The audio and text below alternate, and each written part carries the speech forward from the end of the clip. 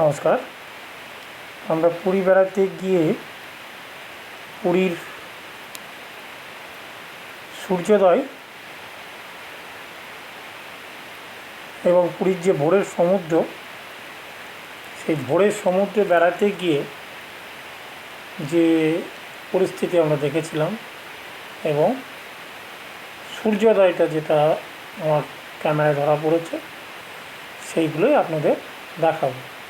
এটি ভোরবেলায় আমরা সমুদ্র তীরে যাচ্ছি, তখন দেখছি যারা ট্রেনে এসেছেন তারা সেই সময় হোটেলে সময় না হওয়ার জন্য ওনারাও সমুদ্রের ধারে পাড়ে বসে আছেন। আর 7টা-8টা বাজলে পরে ওনারা সমুদ্রে যে ওনারা হোটেলে যাবেন সেই অপেক্ষায় সমুদ্রের ধারে তীরে বসে আছেন।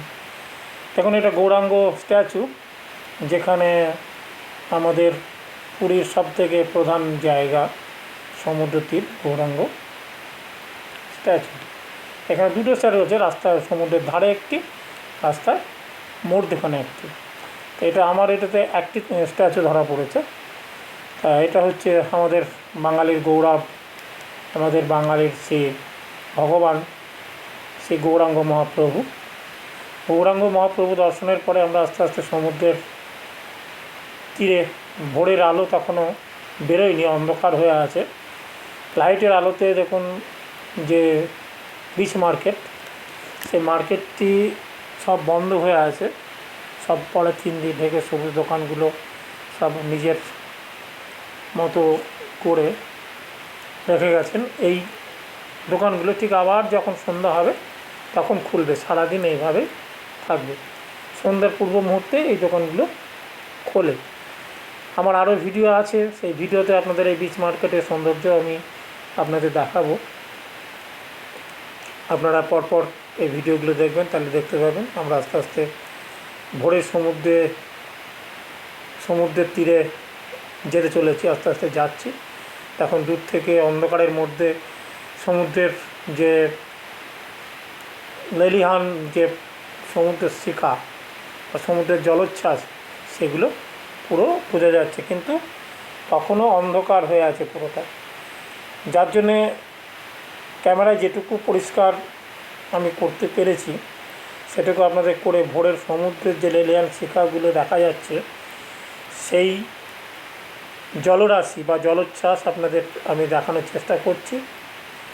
আমার খুব সুন্দর অনুভব হয়েছে। এই যখন অনেকে স্নানও করছে, তখন প্রায় 4টে বাজে, অনেকে সমুদ্র স্নানও করছেন ওই 4টের সময়। আস্তে আস্তে আমরা এটা সমুদ্রের যে সমুদ্র তীরের যে সমুদ্রের সৌন্দর্য, সেটা আপনাদেরকে আমি আমার এই ছোট্ট ক্যামেরার মাধ্যমে ভিডিও করে আপনাদের দেখানোর চেষ্টা করছি। আমরা গিয়েছিলাম পুরীতে, এই ট্যুরটাই আমরা গিয়েছিলাম বাসে করে। যাদের সঙ্গে আমরা গিয়েছিলাম আমার ঠিক পরিচিত কেউ ছিল না সেই বাসে, কিন্তু যারা নিয়ে গিয়েছিল তারা কিন্তু আমাদেরকে সঠিকভাবে যে ঘোরা পুরী সম্পূর্ণ জায়গা বা যতগুলো দেখার জায়গা, সেই জায়গাগুলো আমি একটা বিশাল সমস্যা নয় দেখতে দিতে আমি আর পুরী যেতে পারবো না, জানি না বলছি। এই কারণের জন্যে যাওয়ার শারীরিক পরিস্থিতি ভালো, খুব খারাপ অবস্থাতে আমি গিয়েছিলাম। তথাপি আমি যতটুকু জানি বা যতটুকু বুঝি, সেই অনুযায়ী আমার করা হয়নি বা সম্পর্কে জায়গা বাসে যারা স্কুলে যায়, আমার মনে হয় বাসে গিয়ে এটা সমুদ্রের এটাই হচ্ছে নিয়মটাই এরকম। বাসে সব কিছুর নিয়ম ব্যাপার আছে না, এটা ভগবানের দান বলো, প্রাকৃতিক জিনিস বলো, যা বলবো।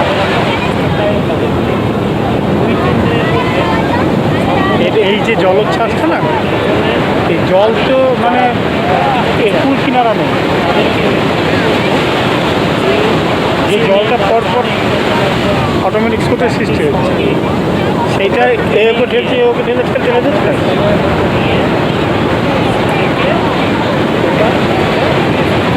সুন্দর সুন্দর সুন্দর।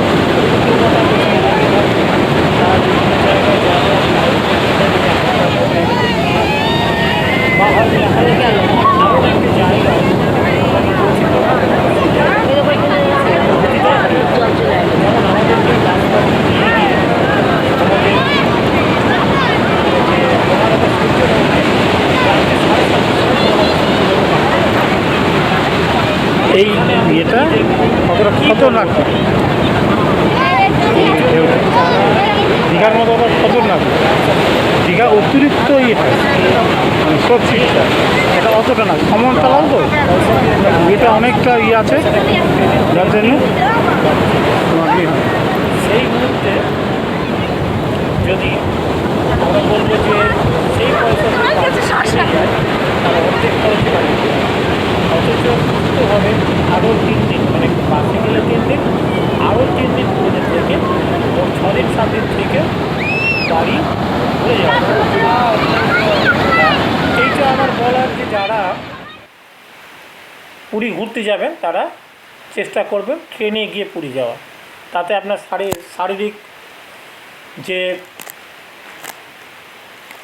শারীরিক পরিস্থিতিও সঠিক থাকবে। বাসের জার্নি অনেকটা শরীরকে কষ্টদায়ক, তার কারণ আমরা সাধারণত পুরী ঘুরতে যারা যাব তারা একটু বয়সকালে, মানে 30, 40, 50 এরকম বয়সে মানুষ যায়। সেই মুহূর্তকালে তা মানুষের শারীরিক অক্ষমতাটা খানিকটা এগিয়ে আসে। তো এটা আমি বললাম। এখন দেখুন আস্তে আস্তে সূর্যের আলো উঠে আসছে। আমি এই সূর্যোদয়টাকে ধরার জন্য এত ভোরে আমি গিয়েছিলাম, এবং আমি যেটা চেয়েছিলাম খুব সুন্দরভাবে সকালের যে সমুদ্র এবং সূর্যোদয় খুব সুন্দর আমি অনুভব করতে পেরেছি, এবং যতটুকু আমি অনুভব করতে পেরেছি সেই অনুভূতিটাই আপনাদেরকে আমি দেখানোর চেষ্টা করছি, বা আমার যতটুকু ভালো লেগেছে সেই ভালো লাগাটাই আপনাদের কাছে আমি দেখানোর চেষ্টা করেছি। যে দেখুন কত সুন্দর, সবে সূর্যের লাল আভা বেরিয়ে এসে সেই মুহূর্তে সমুদ্র যেন মনে হচ্ছে যে সমুদ্রের তটে, মানে তীরের সঙ্গে কীভাবে খুব সুন্দর জলক্রীড়া করছে। মানুষ এখানে প্রচুর পরিমাণে সকালে মানুষ আমার মতোই, এখন এটা কালো যে বস্তুটা দেখা যাচ্ছে দূরে, সেটি মাছ ধরার যে নৌকা বা বোটগুলো, সেইগুলো আস্তে আস্তে আস্তে আস্তে তীরের দিকে আসছে। মনে হচ্ছে যেন কোথায় আছে। আমাদের পৃথিবী গোলাকৃতির জন্য সূর্য, এই আমাদের যে সমুদ্রের জলটা কোন দিকে বা পুরো সমতল সেটা বোঝা যায় না। ওই জন্য দেখা যাচ্ছে যে নৌকাগুলো কিছুটা দূরে প্রথমে থাকছে, মনে হচ্ছে যে এই বাঁ দিক থেকে আসছে, কিছুক্ষণ পরে দেখা যাচ্ছে ডান দিকে। কিন্তু ওই যে গোলাকৃতি হওয়ার জন্য আমরা পেছনের দিকটা মনে হচ্ছে যেন ওখানেই শেষ, তা নয়, প্রচুর থাকার জন্য, যার জন্যে জলটা আমরা সঠিকভাবে দেখতে পাই না। সেই মুহূর্তে যেন নৌকাগুলো এবং লাল আভা দিয়ে আমাদের সূর্যদেব আমাদের পূর্ব আকাশে উদিত হচ্ছেন, সেটাই আমি প্রথমে ধরার চেষ্টা করেছি। আস্তে আস্তে আপনাদের সূর্যদেব যেভাবে উঠে আসবেন আস্তে আস্তে পূর্ব আকাশে, আপনাদের পরপর আমি সেইভাবে এই সূর্যোদয়ের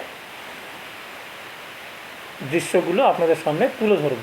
তার সঙ্গে দেখুন এই মাছ ধরা নৌকাগুলো খুব সুন্দরভাবে এগিয়ে আসতে আস্তে আস্তে অনেক দূরে আছে, যার জন্য ওটাকে সুস্পষ্টভাবে আপনার ভিডিও করা যাচ্ছে না। যতটুকু আমি পেরেছি, যতটুকু সম্ভব হয়েছে ততটুকু দেখানোর চেষ্টা করছি, এবং এর পরবর্তী ভিডিওতে ওই নৌকাগুলোতে কীভাবে মাছ আসছে, মাছ বিক্রি করছে, তার সঙ্গে শঙ্খ, শাঁখা, বিভিন্ন রকম যে ভোরের সকালে নিয়ে এসে মানুষকে ব্যবসা করছে, সেগুলোও একটা ভিডিওতে আপনাদের সামনে আমি তুলে ধরবো। এইটা দেখুন সমুদ্র তীরে অনেকে ঘুরে বেড়াচ্ছে, মানে হাঁটাচলা আমাদের মতোই, তারাও হয়তো বেড়াতে এসেছে, বা ওখানকার স্থানীয় মানুষও কিছু আছে। এইভাবে আমরা আস্তে আস্তে পুরীর যে ভোরের সমুদ্র এবং সূর্যোদয় সেটাকে আপনাদের সামনে আমি তুলে ধরার চেষ্টা করছি। দেখুন তীরে প্রচুর মানুষ, মানে সবে সূর্যোদয় এখনও সম্পূর্ণরূপে হয়নি। দেখুন ওই যে দেখাচ্ছে পূর্ব আকাশে, আমি যেটা বলছি সম্পূর্ণ সূর্যোদয় হয়নি।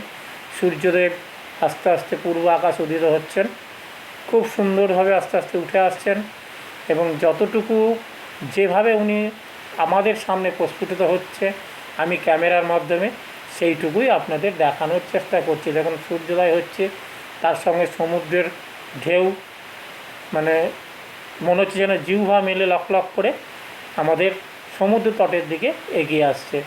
খুব সুন্দর একটা দৃশ্য, একমাত্র ক্যামেরায় ধরা পড়ছে কীরকম সেটা অনুভূতি আলাদা, আর সেখানে দাঁড়িয়ে থেকে সচক্ষে দেখার একটা আর অভিজ্ঞতা।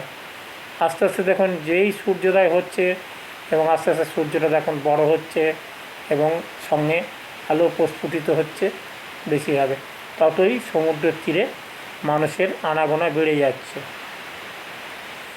তখন আস্তে আস্তে সব চারিদিকে মানুষজন এসে জড়ো হয়েছে। যখন আমরা প্রথম এসেছিলাম তখন কিন্তু এই সমুদ্র তীরে এত মানুষ ছিল না।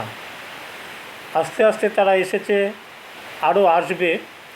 মানুষ সকলে ঘুরতে এসে সূর্যোদয়টা দেখার চেষ্টা করে, আর আমি সেটা ভিডিওর মাধ্যমে খুব সুন্দর, অনেক সময় দেখা যাচ্ছে সূর্যোদয়ের সময় হয়তো মেঘ আকাশে থাকে, সূর্যোদয়টা দেখা যায় না, কিন্তু আমরা এমন একটা পরিস্থিতিতে ছিলাম যখন সূর্যোদয়টা খুব সুন্দরভাবে অনুভব করতে পেরেছি।